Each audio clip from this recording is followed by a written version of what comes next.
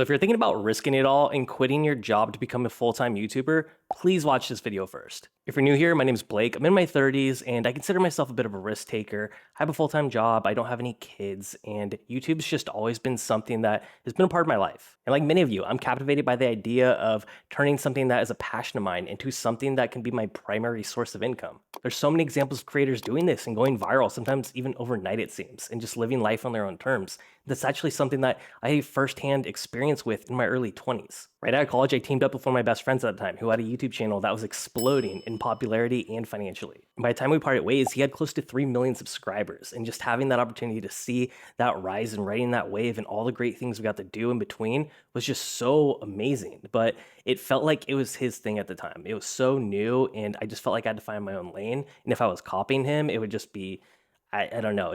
It wasn't normalized like it was today. I was in this weird inner circle where everyone around me was making this obscene amount of money, not working a full-time job, living life on their own terms, posting videos once a week. It just seemed like just the dream. But after parting ways with my friend, I found myself just working in the corporate world where I've been the past decade now. And sure, I'm grateful to have a job and the pay's steady and everything's fine, but I'm a very creative type, and having ADHD in the office workspace has been challenging for me. I've always just looked to just be on the go and create and build things. So I decided to start my YouTube channel when I was 31 years old. This was around September 2022, and I just figured that maybe by the first year or so, I would have 100,000 subscribers and I would have enough money to make that a primary income source of mine. I know this might sound delusional for some people, thinking that it takes much longer, but again, I was living in that weird world where I saw so many friends around me achieve that type of success in a short or shorter period of time that I thought that, oh, totally, that's aligned with what I can do. So what I started doing was making a video once a week, and I found that it was taking a lot of time. It was taking over 20 hours to produce one single video with editing and post-production and thumbnails and SEO, and it was just coming to that point where one a week was my absolute max. But let me tell you, that balancing act of trying to produce high-quality videos and work a full-time job is just really taxing on you. In around 20 videos, I started to gain a bit of momentum. My subscriber count was initially growing very quickly, and I was actually thinking that 100,000 subscriber mark was totally possible. And that early boost really had me toying with the idea of just going headfirst and doing this solely full time. So I was crunching the numbers, seeing if this was something that I could realistically do, given the trajectory of my channel at the time, thinking that how could I survive and just focus on that and not have a full-time job. I guess I just wanted to pursue that lifestyle that I had grown accustomed to in my early 20s. And as I was getting older, I was starting to think that I had less and less time to pursue this, and that risk-taking was something that I would have to really consider not doing as I was continuing to get older. And ultimately, I made a decision to not quit my full-time job, and oh my God, I am so thankful I didn't. Not only have I not hit that 100,000 subscriber mark, I'm not even monetized. And it's not from lack of effort. The reality is trying to carve out a space in YouTube today is exceedingly more difficult than it was 10 years ago. It's way more complex and challenging than I initially thought. And I give YouTubers that do make it now so much more credit. It seems like YouTube hypes your channel up a lot more in the beginning, and that'll give you like a sense of, oh, I'm actually moving quickly. And then you might make some rash decisions thinking that you're going to achieve a milestone a lot faster than you actually are. And so that decision to keep my day job was the best decision I could have made. At the end of the day, it's become a lifeline. It's given me the ability to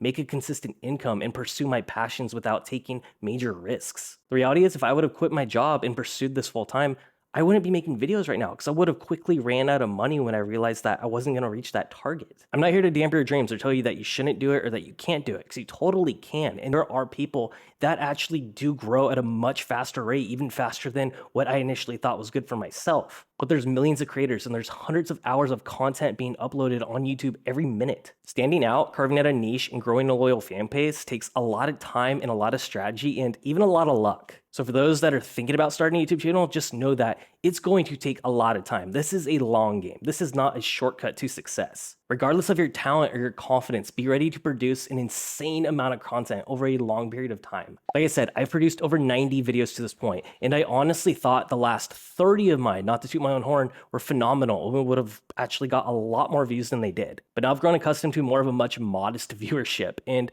It's honestly sometimes making me think that if I'm ever going to make it at all at this point. And it's been really challenging for my ADHD instant gratification that I'm used to, and just really going with a more delayed gratification approach. And through this journey, I've really fallen in love with the creation process and being a one-man show, and that's why I continue to do it, and that it's helping people. And it's true, there's going to be channels that skyrocket at a much faster rate, and sometimes you're going to wonder how or why. It's the iceberg effect, where you see a few people go viral, but the vast majority of creators aren't getting any views. I'm realizing that the platform has evolved so much, and what was feasible a decade ago is now a Herculean task. It's great because the barriers of entry are lower than ever. You can create a channel with just a smartphone and you're good, and a lot of people are very successful doing that. But it's also a double-edged sword because everyone can just take videos with their smartphone. And like I said, there was over 300 hours of YouTube video being uploaded every single minute. Embracing the reality that you should stick to your day job until YouTube is actually sustaining you is not just important, I think it's very necessary. Having a full-time job and doing YouTube is not easy. I'm not saying it is, but it comes down to how much you want it. I'd get really creative, carving out time that I normally would have spent with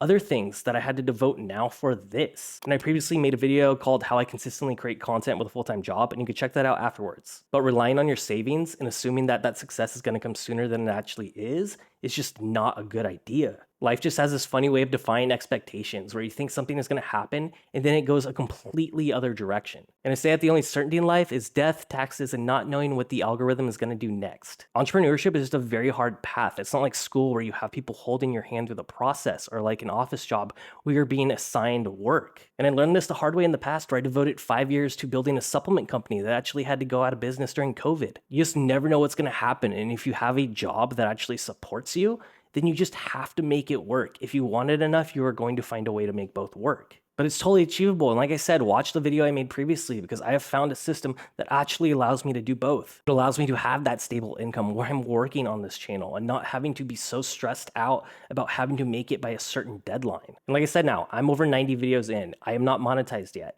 I'm still working for enough hours to get monetized, in which at that point, I'm still hardly going to be making any money. It'll start out very, very, very slow. And I will show you guys what I make when I start to. But now, all in all, I'm realizing that this is going to take a lot more time than I thought. It's going to take years. And with how much the algorithm changes and people getting so many views one day and none the next, it's not a super stable source of income, honestly. It's going to be a very challenging thing for someone to actually be able to do this as a full-time stable income in this economy. So while you keep your job, use that time to actually have a system in place where you're able to do both, actually have a clear understanding of where your channel is going to go, know what niche you want to get into, know exactly how you are going to plan out videos every week, and understand that it's going to take a lot more time. I hope some of you watching this prove me wrong and you are one of the outliers and you grow at a much faster rate. I'll be so excited for you guys.